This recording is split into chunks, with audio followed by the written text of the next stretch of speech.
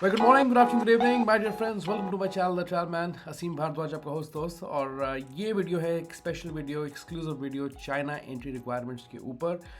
कुछ लोगों की फरमाइशें आ रही थी तो मैंने कभी चाइना का कंटेंट नहीं डाला बिकॉज पैंडमिक ने इतना कहर मचा है चाइना में कि मैं किसी को एडवाइस भी नहीं करना चाहता था, ना इनकरेज करना चाहता था। But finally now things are better और चाइना काफ़ी लोग जाते हैं टूरिज़्म के लिए। तो मैं नहीं समझता कि लोग अभी इतना जाएंगे या नहीं जाएंगे, लेकिन जो लोग स्टूडेंट्स हैं या वर्कर्स हैं उनके लिए एंट्री रिक्वायरमेंट्स बहुत काम की हो सकती हैं।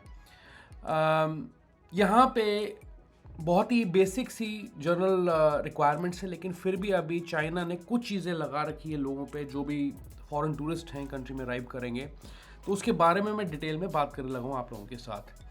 देखिए, सबसे पहला डॉक्यूमेंट जो इम्पोर्टेंट डॉक्यूमेंट है यहाँ पे, अगर आप चाइना ट्रैवल करने लगे हैं इंडिया से, तो आपको एक RT-PCR टेस्ट रिपोर्ट अपना कराना पड़ेगा जिसकी वैलिडिटी होनी चाहिए 48 आवर्स की। अब ये जो टेस्ट है किस टाइप का होना चाहिए, उसमें इनकी जो गाइडलाइंस उसमें बहुत स्पेसिफिकली इन्होंने इस चीज़ को मेंशन किया है, वो होना चाहिए न्यूक्लिक एसिड टेस्ट। तो आपकी रिपोर्ट किसी भी आप लेबॉर्ट्री से कराते हैं अपना टेस्ट, तो उन्हें ज़रूर ये बताएं कि मुझे जो है फॉरेन ट्रिप करना है और मुझे जो टेस्ट चाहिए टेस्ट रिपोर्ट पे लिखा होना चाहिए न्यूक्लिक एसिड टेस्ट। ठीक है, 48 घंटे से पुराना या 48 घंटे से ऊपर का आपका टेस्ट रिपोर्ट नहीं होना चाहिए और आपका जो रिजल्ट है रिपोर्ट पे वो नेगेटिव होना चाहिए अगर आप चाइना ट्रैवल करने लगे हैं इंडिया से। ओके, अब ये जो सर्टिफिकेट है ये आपने इसका प्रिंट आउट ज़रूर लेना है याद से, क्योंकि ये जो है आपका टेस्ट किया जा सकता है एयरपोर्ट पर जब आप अराइव करेंगे चाइना में। इनफैक्ट चाइना तो दूर की बात है, जब आप फ्लाइट भी बोर्ड करने लगेंगे इंडिया से चाइना की, तो उस दौरान जो है आपसे आपका जो RT-PCR टेस्ट रिपोर्ट है, ये न्यूक्लिक एसिड टेस्ट है, इसे मैं यही कहूँगा, तो वो आपको दिखाना पड़ेगा एयरपोर्ट पे। ओके, इसके बाद जो सेकंड स्टेप है वो ये है कि आपको एक कस्टम डिक्लेरेशन देनी पड़ती है और उसके लिए इनके पास दो प्रोविजंस हैं जहाँ से आप डिक्लेरेशन दे सकते हैं। और ये कस्टम डिक्लेरेशन ही नहीं है सिर्फ, इसमें हेल्थ डिक्लेरेशन भी आपकी इंक्लूडेड है। ओके, तो एक तो इनकी ऐप है, एक फ़ोन पे ऐप होती है WeChat, आपको पता है, एक वो है, वो आपको स्कैन करके उसे फ़ोन पे डाउनलोड कर लेना है और QR कोड होगा उसका, और उसको भरना है। उसमें जितनी भी पूरा फॉर्म है, डिटेल्स हैं फॉर्म में, जो भी आपसे पूछी हैं, जो बेसिक डिटेल्स हैं वो आपको यहाँ पे डालनी है, इंक्लूडिंग कि आपको कोई सिम्टम्स या कोई फीवर, कफ, कोल्ड या ये सब चीज़ें तो नहीं है। और आई थिंक शायद उसमें RT-PCR टेस्ट रिपोर्ट को अपलोड करने का भी ऑप्शन दिया हुआ है। एंड प्लस अगर WeChat ऐप आप डाउनलोड नहीं कर पाते हैं किसी रीज़न की वजह से, देन आप उनकी एक साइट पे भी जा सकते हैं जहाँ पे हेल्थ डिक्लेरेशन या कस्टम डिक्लेरेशन आप दोनों दे सकते हैं। ठीक है, उसका जो लिंक है डिस्क्रिप्शन में आपको मैं देने जा रहा हूँ। अगर मैं भूल जाऊँ ना मिले डिस्क्रिप्शन में तो यार याद दिला देना, कई बार ऐसा होता है मेरे साथ। ऑलराइट, इसके बाद आप करेंगे अपनी फ़्लाइट बोर्ड इंडिया से, और जब फ़्लाइट बोर्ड करने लगेंगे तो उससे पहले जो एयरपोर्ट के ऑफिशियल्स होंगे वो आपकी जो न्यूक्लिक एसिड टेस्ट की रिपोर्ट है वो चेक करेंगे और उसकी जो वैलिडिटी 48 आवर्स की होनी चाहिए, जैसे मैंने पहले भी कहा। ठीक है, अगर आपके पास ये रिपोर्ट नहीं है तो उस केस के अंदर आपको बोर्डिंग डिनाई कर दी जाएगी। बहुत ही क्लियर और स्ट्रेट फॉरवर्ड इंस्ट्रक्शंस हैं इनकी। ओके, फ़्लाइट के दौरान आपको पूरी फ़्लाइट में जो है मास्क पहन के रखना पड़ेगा और अपना ध्यान रखना पड़ेगा, बिकॉज चाइना की फ़्लाइट्स के अंदर मास्क जो है अभी कंपलसरी ही रखा गया है। ओके, नेक्स्ट पॉइंट यहाँ पे ये है कि जब आप वहाँ एयरपोर्ट पे लैंड करते हैं, अपॉन अराइवल आपको जो आपने हेल्थ डिक्लेरेशन की होगी या कस्टम हेल्थ डिक्लेरेशन जो होगी वो आपको दिखानी पड़ेगी, जो आपने ऑनलाइन की थी, जिसका मैं लिंक देने जा रहा हूँ आपको, या WeChat के थ्रू आप कर सकते हैं। तो उसका जो कोड है, जब आप फिल कर लेते हैं, सबमिट कर लेते हैं, जो एक कोड जनरेट होता है वो आपको एयरपोर्ट पे यहाँ पे दिखाना पड़ेगा। और रैंडमली किसी भी पैसेंजर का जो न्यूक्लिक टेस्ट है, एसिड टेस्ट है, वो चेक किया जा सकता है। Okay, I hope this is clear. अब बात रही कि मान लीजिए आप पॉजिटिव आ गए, क्योंकि प्रोबेबिलिटी थोड़ी हायर साइड पे मैं लेके चलता हूँ चाइना के केस में कि अभी भी इन्फेक्शन जो है वहाँ पे है, लेकिन वो रिपोर्ट नहीं कर रहे हैं अब केसेस, लेकिन फिर भी हो सकता है। तो क्या होगा अगर तो आप पॉजिटिव निकलते हैं, तो उस केस के अंदर आपके पास प्रोविज़न रहेगा कि आप होम क्वारंटीन कर सकें। तो अगर आप अपने होटल में जा रहे हैं, एज अ टूरिस्ट जा रहे हैं, तो होटल में कर सकते हैं। अगर आप वर्कर हैं, स्टूडेंट हैं, अपने घर जा रहे हैं वापस, तो भी आप होम क्वारंटीन कर सकते हैं। ऐसा कुछ नहीं है कि आपको गवर्नमेंट फैसिलिटी में डाल देंगे ज़बरदस्ती, ठीक है। लेकिन जो मेडिकल के एक्सपेंसेस हैं, ट्रीटमेंट्स हैं, वो आप ही को बेयर करने पड़ेंगे। और उसके लिए मैं आपको ज़रूर एडवाइस करूंगा कि अगर आप चाइना ट्रैवल कर रहे हैं तो मेडिकल इंश्योरेंस यार ज़रूर कैरी करें। मेरी साइट पे thewandingman.in पे आपको एक कोविड-19 का पेज सेक्शन मिल जाएगा, जहाँ पे बहुत सारी जो लोकल इंश्योरेंसेस हैं इंडिया की सस्ती हैं, वो मैंने लिस्ट करी हैं। कौन सी बेहतर है आपके लिए वो आप चूज़ कर सकते हैं। वैसे to name a few, HDFC एग्रो और टाटा AIG मैं आपको रिकमेंड करता हूँ इस केस के अंदर। तो ये रही बात जो लोग पॉजिटिव आएंगे, और जो लोग नेगेटिव हैं, स्क्रीनिंग में नेगेटिव निकलते हैं, उनके बारे में कुछ क्या कहना है उसके बारे में, राइट। तो चलिए, ये तो हुई बात एंट्री रिक्वायरमेंट्स की, और बस इतनी सी ही एंट्री रिक्वायरमेंट्स हैं। अब मैं दोबारा से स्पेसिफिकली जो PCR टेस्टिंग है, RT-PCR टेस्ट है, उसकी बात करने लगा हूँ। उसमें क्या क्या आपकी रिपोर्ट पे होना चाहिए। पहली बात, आपकी रिपोर्ट पे लिखा होना चाहिए न्यूक्लिक एसिड टेस्ट, ठीक है। Antigen detection test is not accepted, तो एंटीजन ना लिखा हो रिपोर्ट पर, ध्यान रखना। तो ये चीज़ आपको, मैं फिर से बोल रहा हूँ कि लेबॉर्ट्री से कांटेक्ट करके उनसे बात करके उनको ये चीज़ बतानी पड़ेगी कि मुझे ये रिपोर्ट चाहिए स्पेसिफिकली, ठीक है ना। और ऑफ कोर्स जो रिपोर्ट है आपकी वो नेगेटिव होनी चाहिए, उस पर स्टेटस ज़रूर स्पेसिफाइड होना चाहिए, पॉजिटिव है या नेगेटिव जो भी है, ठीक है। नेगेटिव चाहिए वैसे तो, नेगेटिव होना चाहिए। और जिस टेस्टिंग एजेंसी या लेबॉर्ट्री से आप कराते हैं टेस्ट, उसका नाम, उसका कॉन्टैक्ट डिटेल्स और जो QR कोड होता है एक टेस्ट रिपोर्ट पे, वो भी हों, तो बहुत ही अच्छी बात है।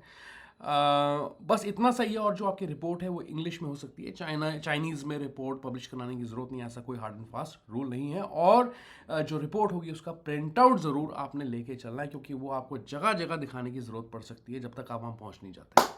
ऑलराइट। अच्छा, एक चीज़ मैं आपको बताना चाहता हूँ और, कि अगर आप चाइना से ट्रिप करके वापस इंडिया आ रहे हैं तो उस केस में आपको RT-PCR टेस्ट वहाँ से करा के चलने की ज़रूरत नहीं है, उसे अपलोड करने की ज़रूरत नहीं है एयर सुविधा पे। आपको पता है कितनी सारी वीडियोस मैं बना चुका हूँ, और जो अभी अपडेटेड रिवाइज गाइडलाइंस आई हैं फेब में, तो उसमें जो है क्या है कि जो RT-PCR टेस्ट की रिक्वायरमेंट और एयर सुविधा की वो हटा दी गई है उन 6 कंट्रीज़ के लिए जो पहले हाई रिस्क में डाली गई थी, और उसमें चाइना का नाम था। ओके, तो उसकी भी ज़रूरत नहीं है। अगर आप वापस ट्रिप करके आए, नॉर्मली अपना ट्रैवल करें जैसे आपने करना है। तो यार बस ये थी एक छोटी सी वीडियो, जो भी एंट्री रिक्वायरमेंट्स है मैंने आपके साथ डिटेल में शेयर कर दी, और बस इतना ही है। तो फ्लाइट्स अपनी जो है ध्यान से बुक करें, और ध्यान से ट्रैवल करें, सेफ रहें, और अपना बहुत बहुत अच्छे से ख्याल रखें। और जाने से पहले इस वीडियो को फटाफट से लाइक कर दें, चैनल को जरूर सब्सक्राइब करें। इस किस्म की ट्रैवल कंटेंट अपडेट्स आपको इस चैनल के थ्रू मिलते रहते हैं, और बहुत सारे ट्रैवल व्लॉग्स भी डालता हूँ, तो उससे भी ज़रूर आप देखें मेरे चैनल के थ्रू। That's it, I see you once again. अपना बहुत बहुत अच्छे से ख्याल रखें। Good bye and take care.